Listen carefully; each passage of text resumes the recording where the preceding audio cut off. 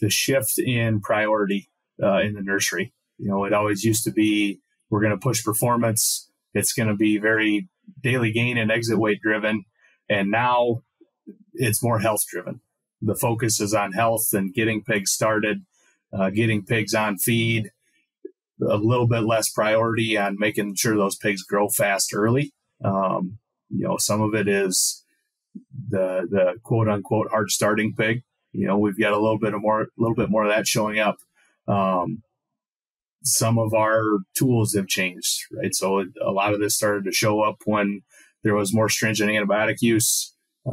There's been a little bit more integration in the industry, and our labor force has changed from what it was. So the priority on health and making sure those pigs transition well and getting them started on to feed to really set them up to finish well.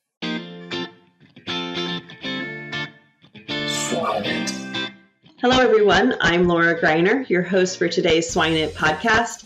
And with me today, I have Dr. Wes Schweer from Zinc. How are you today, Wes? Doing well, Laura. Thanks for having me. Oh, you're welcome. We're glad to have you on today. So for our listeners today, Dr. Wes Schweer is currently the Swine Technical Service Nutritionist for Zinc. But that's where I'm going to stop, and I'm actually going to let Wes go ahead and give more of an introduction about himself. So Wes, if you could please give a little bit more of a background about who you are and what you're currently doing, that would be great. Absolutely. Yep. So did my graduate work at Iowa State with Nick Gabler. Worked on a lot of different things from challenge pigs to antibiotic alternatives and a little bit of everything in between. Got a master's and a PhD there, and then came to Zinc right out of school. I've been here for about 4.5 years, doing some research, a lot of tech service, both internationally and then domestically. So been very fortunate to get to see a lot of different things. Mm-hmm. Wonderful. Well, and I think that's really what we want to talk about today is you've been in a lot of different locations. You've seen a lot of different things, of course. And really, let's kind of go back to some of your PhD work. I mean, that's how I know you, is through some of the publications where you've talked about antibiotic alternatives in the nursery and obviously some nursery challenges. And I think that's really what we should talk on today is, what are we seeing in the nursery and how do we sort out what nursery production should look like? So from that, I'm going to kind of start with a very general question. What are you seeing in the nursery today? What are the trends and patterns that you're seeing that maybe have been different from past production experiences? Yeah, that's a great place to start. Really what I've noticed almost since I started, since I got into school in the last 5 or so years, the shift in priority in the nursery. It always used to be, we're going to push performance. It's going to be very daily gain and exit weight driven. And now it's more health driven. The focus is on health and getting pigs started, getting pigs on feed, a little bit less priority on making sure those pigs grow fast early. Some of it is the quote unquote hard starting pig. We've got a little bit more of that showing up. Some of our tools have changed, right? So a lot of this started to show up when there was more stringent antibiotic use. There's been a little bit more integration in the industry, and our labor force has changed from what it was. So the priority on health and making sure those pigs transition well and getting them started on to feed to really set them up to finish well has really seemed to have been a big change that I've noticed since I've been at Zinc. Mm-hmm. And I think that's actually a really important one. I was on a call actually this morning with a group of nutritionists from China, and we were discussing some of those nutrition things that we have changed in the nursery. And the big one that surprised them the most was the change in the lysine percent and how we've talked about reducing that lysine percent and the impact on growth. And so you mentioned it as well. We're focused a little bit less on growth and more on health. What are you seeing in terms of changes in growth level out of the nursery, or have you been able to quantify that at this point? Yeah, it's kind of funny. I remember we were at the John Patience conference. I forget the actual name of it. John Sendoff conference in Ames, and a comment was made that the pigs, they don't start as well and they don't gain quite as well early, but they still finish about the same weight. We're not necessarily losing performance if we look at the nursery in its entirety. It's just they start differently. So from that aspect, I don't know if much has really changed from a growth or exit weight, standpoint. It's just how we get there. I think genetics plays a role in that, and those pigs we've really figured out and dialed in how to feed those pigs. And we're understanding more about compensatory gain and when to push pigs and when to back off, and just really optimizing our nutrition programs, getting better at it. Mm-hmm. Yeah, I would agree. And I've heard the same thing, right? We don't really get a measurable difference out of the nursery, even though we've potentially changed those lysine levels. And again, that kind of challenges some of our nutrition training, which the last few years has challenged a lot of our nutrition training, for sure. But that's what makes it fun and exciting. You've said it a couple of times now, they're starting differently. They're harder to start. So are there tips or tricks that you've noticed in the field that would help us manage through the harder starting? Or maybe let's just start with defining it and then giving us some ideas of tips or tricks that you're seeing. Sure. So I've heard a few different definitions for the hard starters. I've heard them described as lazy. Pigs are lazy when they're weaned and they don't want to go to the feeder. Just getting their nose in the trough, getting them used to that feed. And with some of the newer health challenges, hearing more E. coli's and rotaviruses, a lot more enteric challenges that have always been around. It just seems like they're a little bit bigger problem now. Heard a lot of changes in dietary programs, whether that's extending our phases, right? So getting them further out before we make a dietary phase change. So maybe going to a two-phase program instead of a 3 or 4.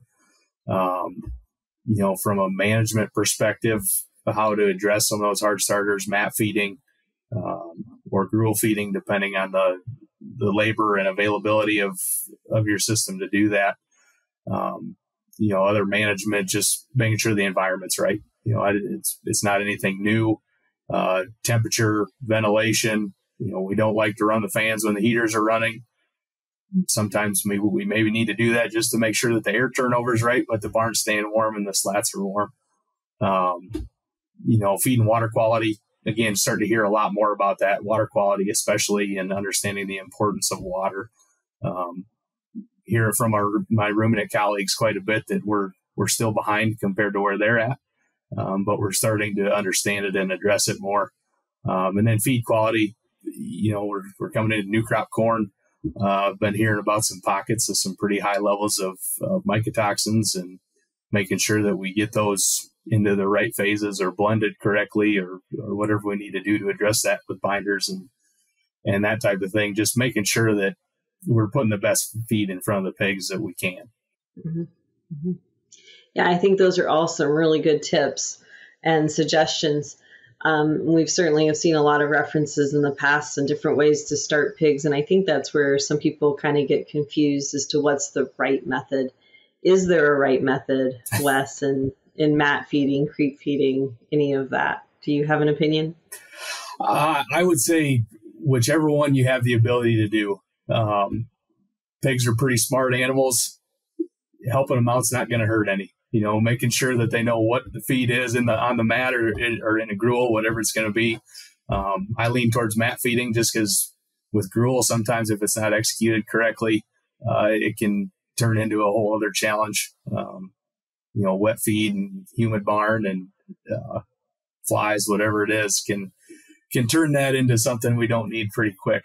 So I lean towards mat feeding and just, again, getting that feed presentation in front of pigs and knowing that that's what they're going to be eating now, and starting to get them towards that feeder. Mm-hmm. Absolutely. The other thing I heard you say here was water quality. You said that the ruminant nutritionists tell us we're behind. So water quality can mean a lot of different things. So when you say water quality, what specifically are you measuring or looking at?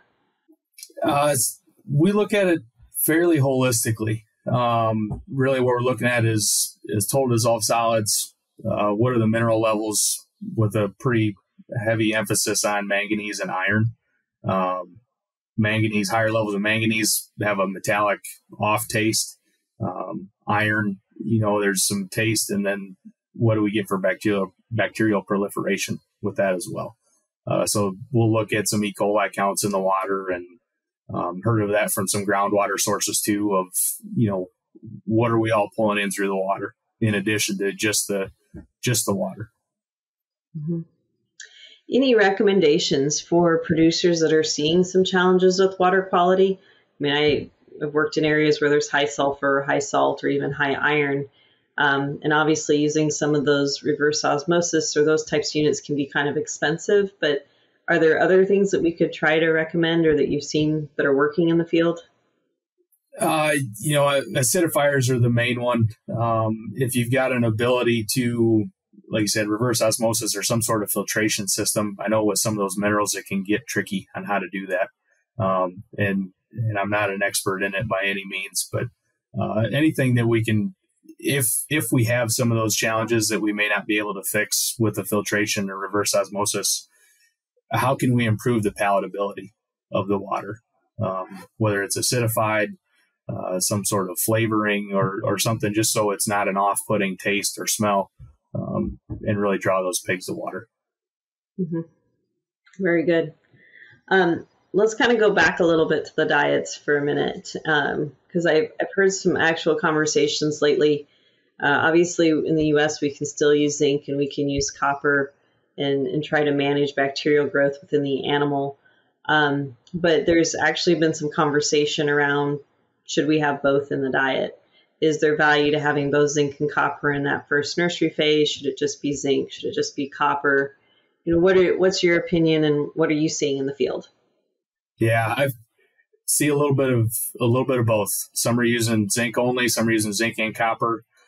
I'm of the belief that there's not enough synergistic benefit to use both. So early in those diets, I would use just zinc oxide as far as an inorganic source. And, with some of the challenges that we've seen recently, you hear about those E. coli's or the resistant E. coli's that are starting to pop up, some rotavirus, here's some coccidiosis, among other things. And then we've got PRRS on top of that, which just makes everything worse. So what I've noticed, especially with zinc oxide, is we just keep creeping that level up, and I think we're getting to a place now of a cost of diminishing return.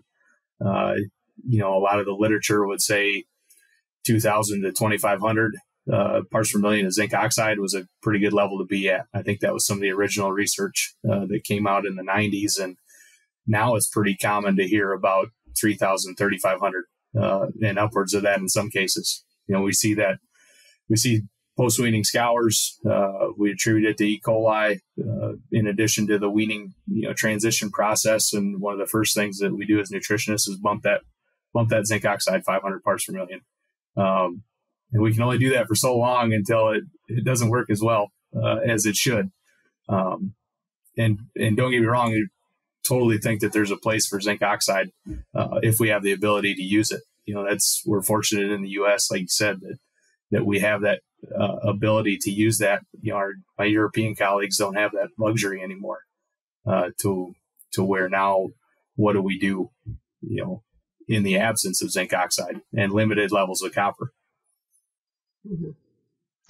Yeah, and I think that's a great point. The other one that I know I had some conversations on a podcast that's probably been 6 months ago or so now, where we were talking about E. coli and ways to manage it through the nursery. And one of the conversations was that some people were starting to extend their zinc oxide use beyond the first 3 weeks or so of the nursery. And there was concern around, could we potentially be setting the pig up for lameness long term with high levels of zinc? And so can you walk us through a little bit more when you talk about zinc levels and recommendations and kind of what you're seeing in the field of, are we getting to that point, or are we still keeping ourselves within the lines of the road, if you will? I think we're still doing a pretty good job. I've heard of some different cases somebody puts a decibel in the wrong spot, or something to where we'll get some high levels and we'll run into some of those issues. Traditionally, what I've been seeing is a step down process. So, we'll go 3,000 somewhere around there for our first phase, down to 2,500 or 2,000, and then keeping those levels higher in that phase 3. Like you said, maybe it's 800, 1,000, 1,500, somewhere in there. I haven't heard of that causing any issues, lameness, hoof sloughing, any kind of our typical zinc toxicity type of measures. Haven't heard much of that. I think we're still, in some of those cases, we're still at a depressed intake from some of those challenges to where we won't run into those toxicities. But I think, especially as the global market maybe is transitioning away from zinc oxide, Canada's looking at their levels right now of what that maximum zinc level needs to be. Been hearing about some systems that there's room to do better, or room to optimize what those levels need to look like. So let's kind of keep on that same path there, if you don't mind. Let's keep picking apart on the diets a little bit. We can go two different directions really, and probably have a question on each, honestly. Is you've talked to your colleagues in Europe that obviously can't use zinc. Is there anything today that they're finding that works similar? It's never going to work the same, but works similar. That's question number one. And question number two is, what else do you see to be an advantage in those early nursery programs to help out our pig, just in terms of getting them on feed and helping gut health, essentially? Yeah. Yep. A lot of the conversation focuses around crude protein. That seems to be the first go-to of, don't have zinc oxide anymore. Let's limit that crude protein to limit fermentation in the hindgut and try and tighten those pigs up, and then bringing in some sort of fiber. Source is going to vary depending on where you're at. Rolled oats seem to be a pretty common one in the U.S. And some other regions of the world, targeting that gut health. And then as far as a direct zinc replacement, a lot of the conversations that we have focus around, are the inorganic sources going to be enough if I'm limited in what I can supplement from a nursery perspective? So that's where a lot of our conversations have gone is what do I do? Right. And we would say, in addition to some of these other, worrying about your macros of decreasing that crude protein, it seems like there's a level to the limit, or to how low we can go with crude protein. Was over at a meeting this summer, and I think they were down in the 13% range. And once you get low, you need to change your ratios of your protein to synthetic amino acids. And there's some interesting things there. But it seems like there's a limit to how low we can go and still have what we would deem as acceptable for growth performance in a pig. Right? The priority isn't necessarily on growth, but we still want the pig to grow. So that was kind of interesting. And then lauren lysine, increasing our fiber source. What other ingredients do we bring in to target gut health? Direct fed microbials. What enzymes do we use? Some of the oligosaccharides, and just some of those ingredients of really targeting, setting that pig up from a gut health perspective to benefit the pig long term. Mm-hmm. Mm-hmm. Yeah, perfect. Thank you for that. I've had some of those conversations recently as well on crude protein and how low should we allow those to go in the nursery. So definitely good to know 13 is not it. I was not planning on going that low, Wes, just so you know, but that is good to know. So, and I think you've kind of covered it nicely, right? You've talked quite a bit there about feed and some of the things there, but let's kind of go back to management a little bit, if you don't mind. We've talked a little bit here just about mat feeding and creep feeding, but what are some other pitfalls that you're seeing when pigs are coming in, people are getting them started, and just managing really the first 3 weeks, right? That's what we always say. Get the first 3 weeks right and we're good. So what are some other things that maybe we should be keeping an eye out for in the nursery today? I think one that can't be understated enough or overstated enough is just getting eyes on pigs. Being in the barn, getting pigs up, 4, 5, 6 times a day if you've got the ability. That's been something that I've noticed too, is the labor unit to number of pigs has really become skewed, where it's one person that's looking over 10 or 12,000 spaces, and just putting eyes on pigs and being in the barn, getting pigs up, getting them moving around. We're not going to be able to, even if we've got the best diet in the feeder, if they're not going to go to it, if they're not going to be very active, then it's not going to make much of a difference. So that's been the big one. I think our health protocols have changed some. Again, we're being more stringent with our antibiotic use. Our vaccination protocols have changed. Seems like there's more use of that. I think being cognizant of the timing of some of that. Some systems using 8, 10, 12 vaccines early in the nursery, and with the best intention of trying to set that pig up without the use of antibiotics. That's a pretty good slug to the immune system early too, though. When we're vaccinating those pigs, that's still going to require that immune response and immune development to where maybe that changes the dietary needs for that pig. But that's also going to come at a cost too. Mm-hmm. And I think that's a good point, right? Every time, and we used to see that there's plenty of older papers with mycoplasma vaccinations, and particularly PCV2 vaccinations. I can remember those from K-State, where we looked at different brands of PCV2 vaccination and how that could impact feed intake on that nursery pig, even if it's just for 2 or 3 days. And I think that's the important piece to remember, right? We've got this young pig coming in. There's a digestive interruption from the gut, from just the physical process of weaning. They're not eating feed, and then we start this process of vaccinations. And as you mentioned, every time we give one, we're going to take them off feed. We're going to create an inflammatory response and create more challenge. So I think that's an excellent point. We're not saying don't do it. Just, how do you have any suggestions on things we can maybe do to help manage that pig during that time? Have you seen anything that works?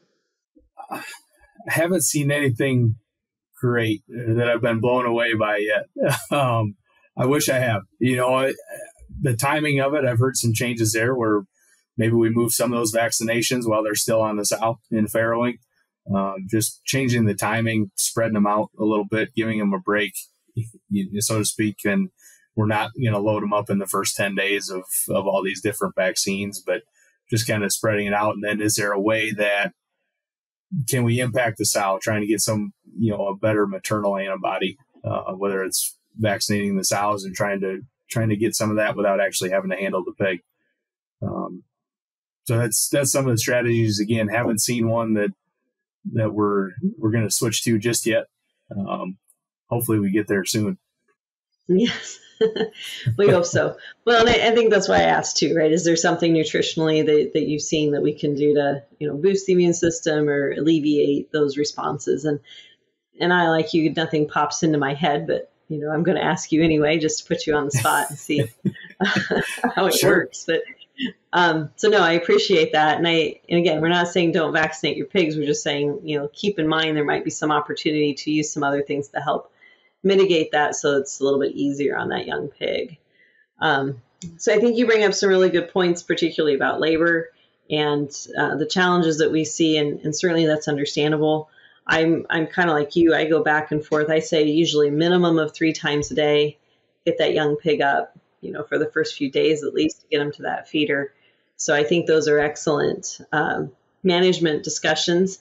Probably the last one that really kind of comes, well, there's probably 2 there actually, that come to mind is, what do we do with the small pigs coming in? And what do we do with pigs that are starting to fall behind? And do you have any recommendations on either one of those sets of pigs? So I've seen some mixed opinions on the small pigs. It seems like it's been tradition. We put all of those into one pen, sort off the small pigs.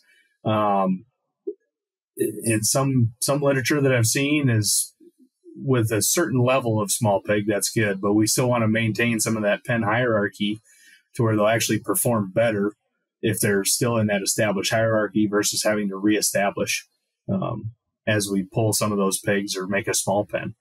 Um, if we do have some small pens or fall behind pens, changing the nutrition, giving them usually a more complex diet seems to have some benefit.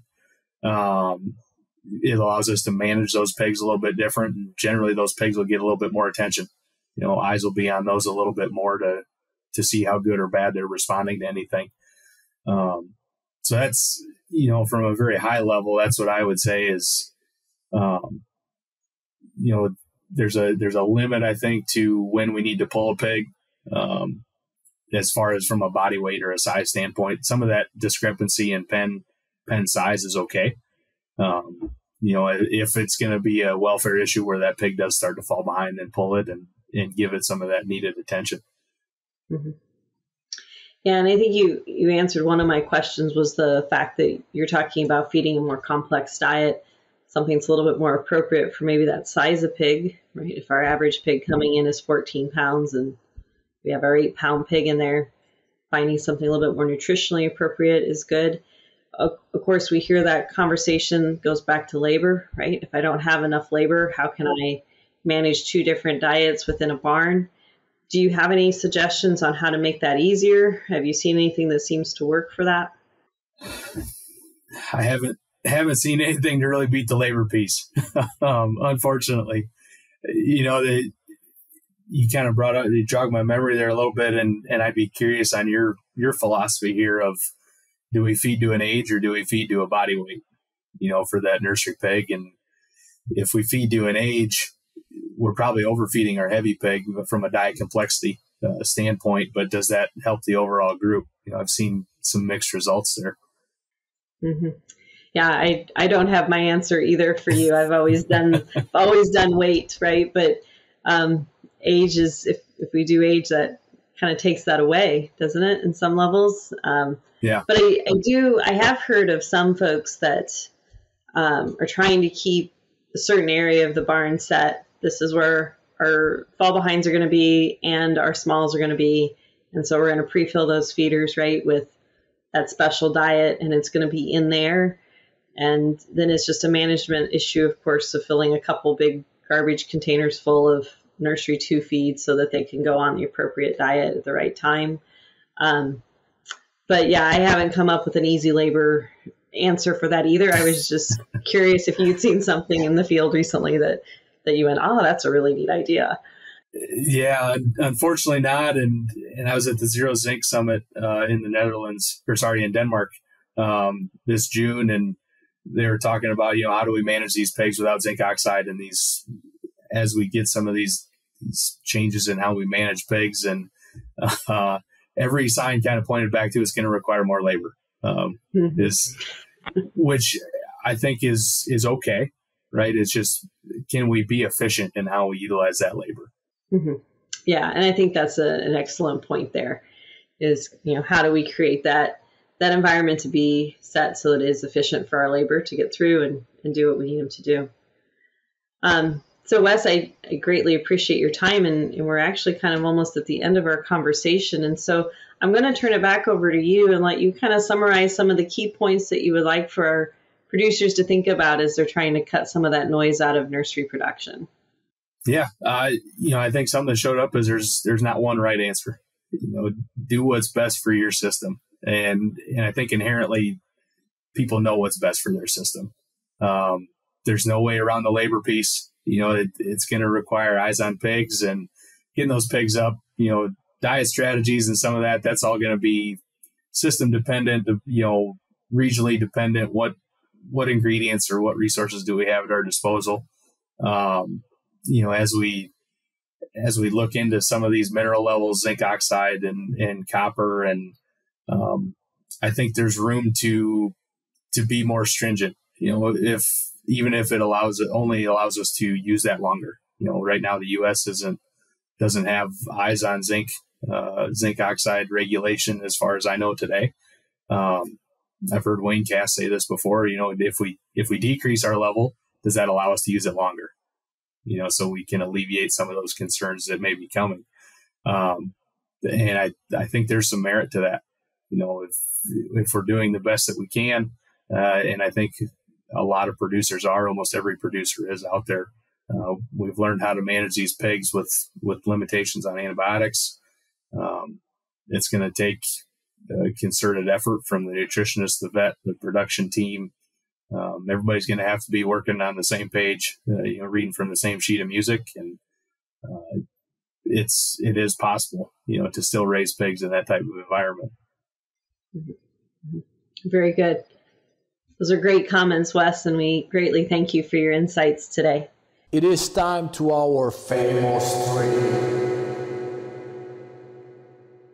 As we wrap up our conversation, as you know, there are a few questions we always like to ask our guest speakers. The first question would come back to, do you have a swine resource that you'd recommend to the audience? Yeah, NRC, I think, is the low-hanging fruit, and it's a great resource. One separate from that is the Swine Nutrition book from, was it Aaron Lewis? And I forget the other author on there. Blue Book. That one's a pretty good one. Reference that one quite a bit. Mm-hmm. Very good. Yes, those are both excellent books. Our second question really comes back to, is there a book that you're reading or have read recently that's not related to pigs that you would like to recommend to the group? It's going to be a very niche audience, I think, but one that I've been reading today it's called Physiology and Nutrition for Amateur Wrestling. So I'm a wrestling coach, and it's been interesting to dig into that side of nutrition and physiology. We're not really focused on how to grow people, similar to how we grow pigs, and how can we get performance benefits when athletes are weight cutting or nutrient restricted or whatever. So it's been kind of interesting trying to find some parallels between that and swine nutrition. Yeah, absolutely. I think about some conversations I've had recently with pigs that are used in the show pig side of the world. Yeah. And there might be some things actually in there that could be quite useful. So very good. That's actually very interesting. The last question we ask is, if you can think of somebody in your life that you define as successful, and you define success however you want to, what is a trait about them that you think has allowed them to be successful? Willing to listen to problems and solutions. The listening piece, I think, has been stated on here quite a few times on the, that their ability to listen and then make changes based off of that.